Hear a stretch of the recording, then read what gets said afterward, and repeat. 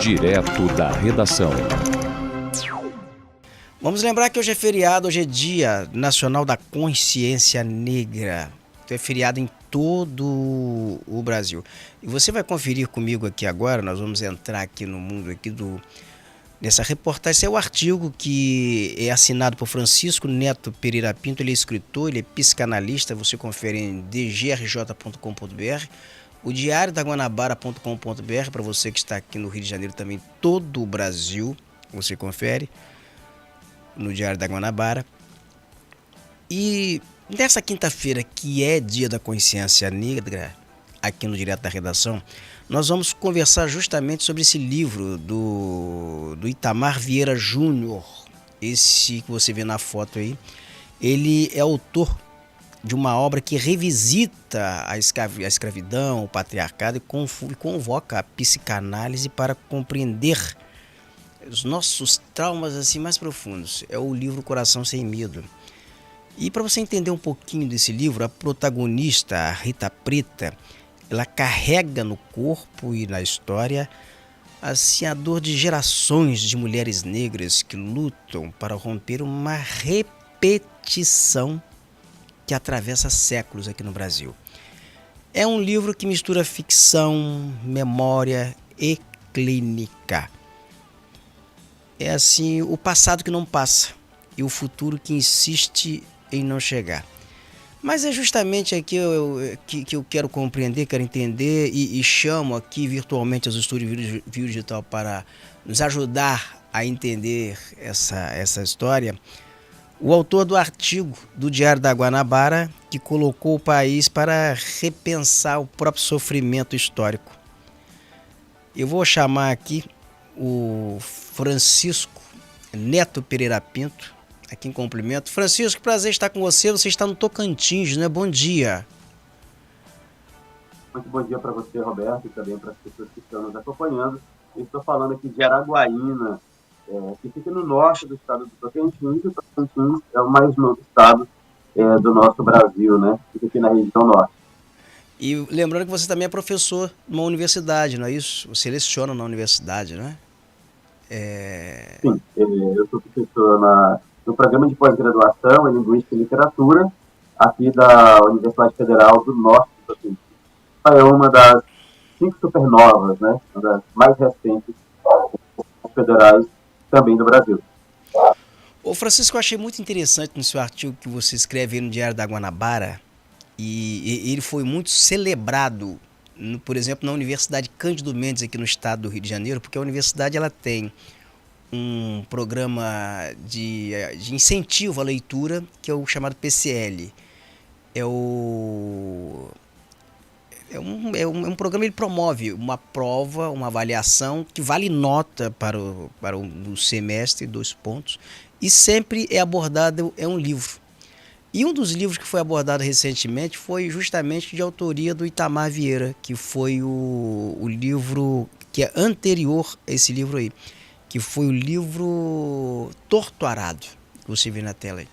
E eu confesso a você que eu tive acesso à obra do Itamar Vieira por meio desse livro, do Torto Arado, e fiquei encantado, porque é uma narrativa formidável, é um estilo muito gostoso, e é uma forma de tratar assim, a realidade do Brasil de forma tão especial.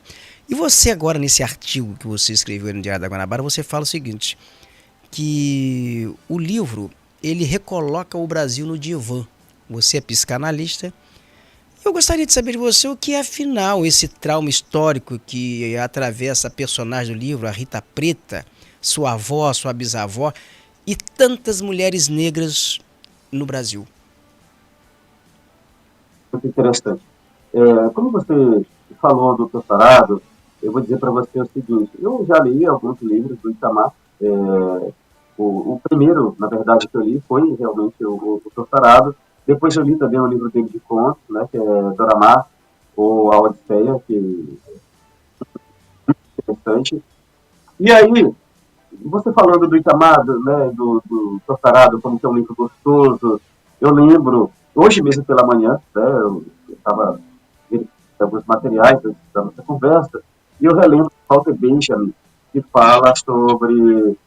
que ele escreve sobre o narrador, né? E Itamar é um grande narrador, né, de história. A gente pode lembrar, assim, quem está aí nos assistindo, lembrar daquele avô, daquela avó, daquela pessoa da família que gosta de contar causas, que gosta de contar histórias, né?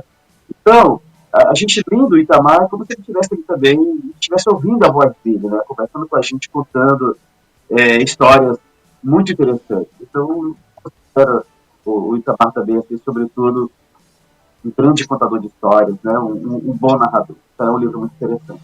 Indo direto à pergunta que você me fez sobre essa questão do trauma histórico. Quando eu estava lendo o Coração Sem Medo, né? Esse livro né? Que está aqui, eu dei vontade de falar sobre isso, porque o próprio livro vai nos provocando para a gente repensar o passado. Você vê assim, a Rita Preta, né, é de Salvador, ela tem 3 filhos, ela é uma mãe solo, né, cria 3 filhos, o mais velho é o Cid, de 16 anos, e aí o narrador vai retomando a Carmelita, né, que é a avó da Rita, retoma também a Mazé, que é a mãe da Rita, mas retoma também Donana, né, que é assim, a bisavó da Rita Preta, e Donana aparece lá, por exemplo, no Torturado. Então, a gente vai vendo assim, uma geração após a outra, e eu achei interessante na sua apresentação, logo no início, que você falou assim, o passado que não passa. Tem alguma coisa que não passa, que se repete, que se presentifica na história dessas mulheres, né? Então, por exemplo, a bisavó da Rita Preta, que é a Donana, ela vai criar os seus filhos sozinha também, porque ela vai ser, ela é viúva, né? E ela vai arrumando outro marido, e depois ela fica viúva, vai arrumar outro, e ela vai criando seus filhos sozinha. E aí a gente vê, por exemplo, a personagem da Rita Preta também na cidade, a dona Ana está no campo, mas a Rita está na cidade também sozinha, criando os seus filhos. Então, tem alguma coisa que não passa, alguma coisa que... Agora, e quando você diz, por exemplo, ó, que o destino delas se confunde com o destino do próprio país, nós estamos falando de que tipo de espelho? Olha, primeira coisa assim, que eu acho que é muito interessante a gente falar. Tem um outro livro muito interessante, que é Um Defeito de Cor, né? Então nós temos a protagonista, é, ela traz uma perspectiva, abre uma perspectiva nova, coloca, né, a personagem principal como a protagonista do seu destino, né? Ah, alguém que não é apenas, alguém que não está no lugar de vítima, mas que se coloca no lugar realmente de protagonista. Essa é uma perspectiva muito interessante, a gente pode falar disso mais depois. Mas no caso da personagem do Itamar Vieira, ele coloca em cena um trauma histórico, algo que não passa. Então, a gente vê a situação, por exemplo, da, da Rita Preta, né? É uma mulher preta tentando criar os seus filhos sozinha numa grande cidade. As chances, elas são poucas, né? Elas são mínimas. A Rita trabalha no supermercado, como caixa de um supermercado, né? O filho dela desaparece, e o pai que chega e fala o seguinte, você é uma devassa, você não cuidou bem do menino, né? E ele é levado, enfim, né? E o romance vai se passar em ela tentando encontrar esse filho. Então, é um destino típico de uma mulher que veio para a cidade grande trabalhar na casa de famílias, né? Como se fala, de casa de famílias, que era uma família de pessoas brancas, né? E a Rita vai trabalhar ali, ainda menina, e a gente sabe as condições que o livro descreve, mas também as condições históricas, né, dessas mulheres, o próprio romance vai colocando, dessas mulheres que ah, vai dormir por último, depois que está tudo pronto, né, que deixa a casa toda pronta, ela que acorda cedo, mais cedo, que é para quando as pessoas da família acordarem, tudo já está pronto. Se uma criança à noite tem um problema, ela levanta também para cuidar, porque ela mora num quartinho que está ali que foi feita para empregada, né, que fica no fundo da casa, e às vezes até os homens da família que se aproveitam do corpo, né, e a dona da casa, né, a mãe lá, a chefe da família, a empregada, Então, a gente vai vendo, algo que não passa é isso, né? A história dessas mulheres, que além de serem mulheres, também são mulheres negras, né? Serem mulheres pobres, elas têm que lutar muito mais para dar conta da própria sobrevivência. Esse é o destino da Rita Preta que a gente vê no livro. Finalmente, né, lá no final da história, não quero dar spoiler, assim, deixar aqui, aguçar a curiosidade que as pessoas possam ler, o destino da Rita melhor, né, graças a Deus. Mas a Fátima também, que é a comadre da Rita, também está sujeita a essa situação. E foi assim que aconteceu com a Mazé, que é a mãe da Rita, que também saiu da roça, né, que saiu do interior, da terra, para ir para a cidade grande, também para trabalhar na casa de família, e passando por todas essas mazelas, o livro vai nos contar, e depois repete também esse destino. Então, quer seja a dona Ana lá no interior, cuidando dos seus filhos, quer seja depois a Carmelita, que vai cuidar também, que é a avó da Rita, cuidar também do, da sua filha, depois dos netos, e depois a Mazé, e depois a Rita Preta. Pegando a tua frase novamente, tem um passado que não passa. Isso se exemplifica na história dessas mulheres. E agora eu estou entendendo aqui por que você dá um passeio no seu artigo também pela psicanálise ao fazer uma abordagem desse livro. Porque eu gostaria que são pontos coisas que eu pontuei aqui, porque você explica o seguinte: a ideia da compulsão à repetição, que vai ter uma compulsão à repetição. E assim, porque o Brasil que insiste. Por que o Brasil, então, ele insiste, Francisco, em repetir, insiste em repetir violência, desigualdades e apagamentos? E como assim o romance do Itamar, ele traduz isso na vida de Rita Preta? Porque são questões assim que você pontuou aqui, que eu achei muito interessante quando você traz isso. O Brasil, ele tem uma compulsão à repetição, os erros eles se repetem. Gostaria que você explicasse um pouco isso.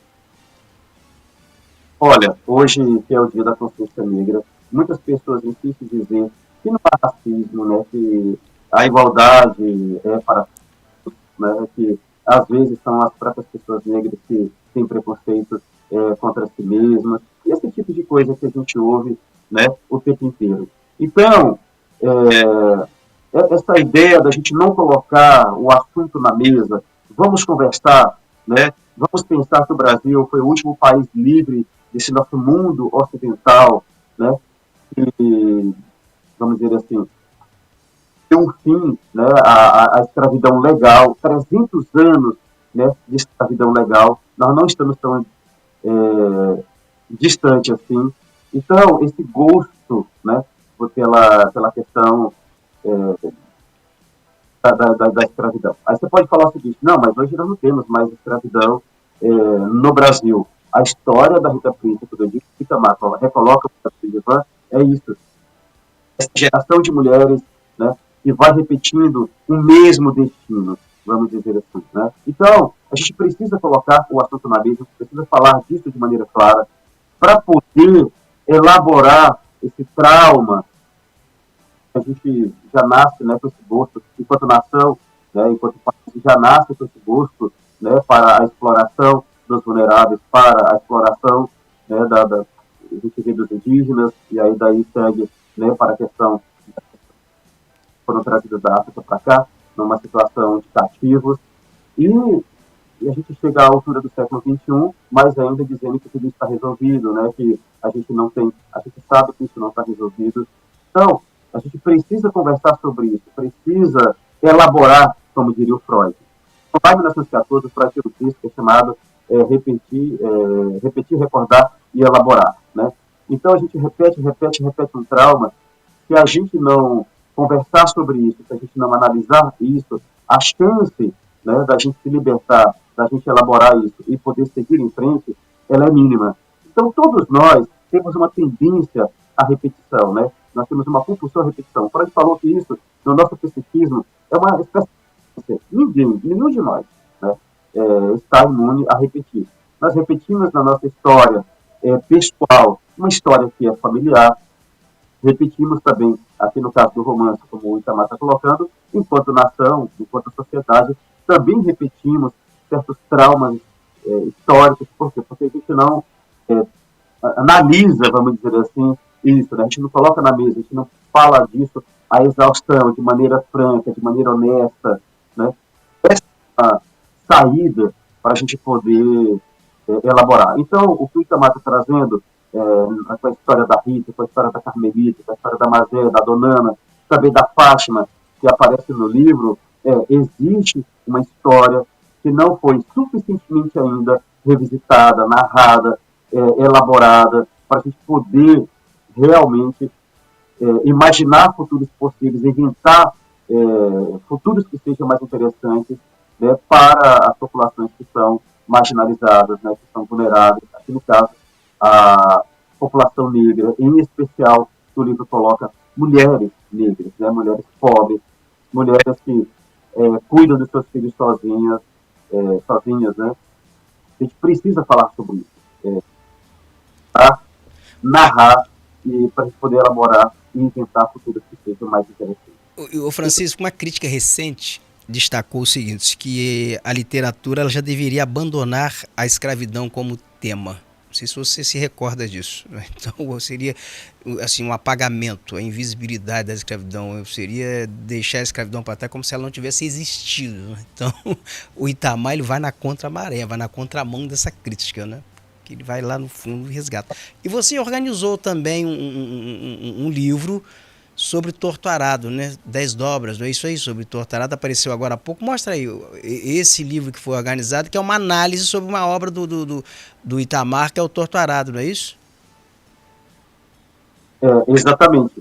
Esse livro Torturado em 10 dobras, a gente, inclusive, fez uma entrevista com o Itamar Vieira, né? Esse livro entrou no clube de leitura aqui de Araguaína, e eu fui um dos organizadores, juntamente, né, com a professora Rosemary, que é da Bahia, também a professora Nayane, que hoje é professora no Ceará, e também a professora doutora Luiz Helena, que é aqui também do programa de pós-graduação em Linguística e Literatura. Né? E esse livro traz, inclusive, uma entrevista exclusiva que a gente fez com o Itamar à época. Então, são 10 artigos analisando o Torturado. E o artigo que eu assinei, juntamente com a professora doutora Nayane, a gente analisa exatamente a força das personagens, né, que é Belonísia, são duas irmãs, mas tem uma especial, agora me fugiu o nome das duas personagens, que são as protagonistas do livro, mas enfim, é a força da mulher na luta pela terra, né? Então a gente está trabalhando isso, mas tem outros artigos que vai analisar a recepção do Torturado, inclusive nos comentários que as pessoas deixam lá na Amazon, né, sobre o livro. A gente tem visto também falando sobre o Jaé, e assim, tem textos muito interessantes. Para a gente entender aqui no Sudeste, o Jaé, eu fui aprender sobre o Jaé no livro Torturado.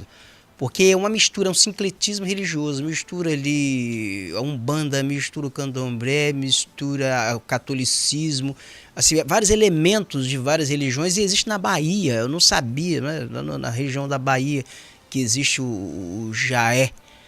E é uma coisa maravilhosa, é um sincretismo, é bem Brasil, né? E elementos da religião também indígena, né? Não é isso?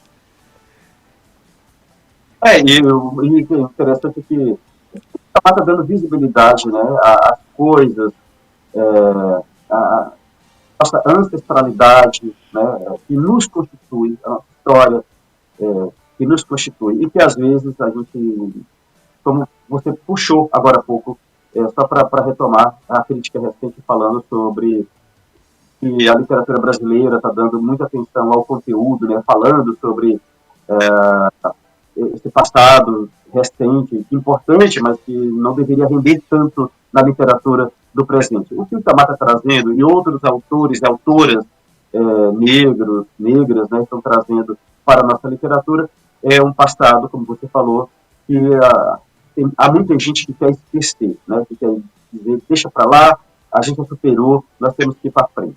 Eu queria só retomar isso, por que eu estou falando, né? Porque são pessoas importantes, falando algo dessa natureza. Não, né, isso já passou, deixa para lá, a gente não tem que ficar trazendo isso para a nossa literatura. Por quê? A Folha de São Paulo, né, convidou muita gente que estuda literatura, né, pessoas que se debruçam sobre a literatura, né, fez lá um júri para que fossem eleitos os melhores livros, né, vamos pensar assim, desses 20 primeiros anos aqui do nosso século XXI. E lá no topo, né, apareceu um defeito de cor, né, apareceu também o Tortarado, e aí, né, foi mais de uma crítica literária, né, várias pessoas, mas duas em especial, né, da Universidade de São Paulo, da USP, que nós sabemos que hoje as melhores universidades que nós temos na América Latina e também uma das melhores do mundo, né?